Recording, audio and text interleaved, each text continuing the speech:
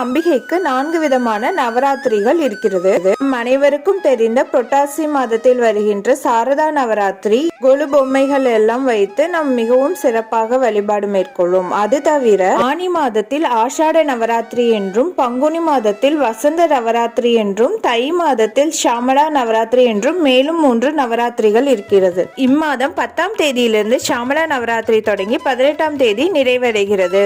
ஷாமலா என்றும் ராஜமாதங்கி என்றும் போற்றப்படும் இந்த அம்பிகையின் திருவுருவம் பச்சை திருமேனி. இதனால் ஸ்ரீ ராஜமாதங்கி மதுரை மீனாட்சி அம்பிகையின் சொரூபமாகவே போற்றப்படுகிறது. அம்பிகையின் மேலுள்ள பற்றின் காரணமாக மதங்க முனிவர் கதம்ப வனத்தில் கடும் தவம் இருந்ததாகவும் அதன் பலனாக அம்பிகையே தவ புதல்வியாக பிறந்ததாகவும் கூறப்படுகிறது. நாம் சாரதா நவராத்திரியில் எவ்வாறு ஒவ்வொரு நாளும் ஒவ்வொரு அம்பிகையின் நாமங்களை கொண்டு நாம் வழிபாடு மேற்கொள்கிறோமோ, அதே போல ஷாமலா நவராத்திரியும் ஒவ்வொரு நாளும் வெவ்வேறு அம்பிகையின் ஸ்வரூபங்களை பிரார்த்தனை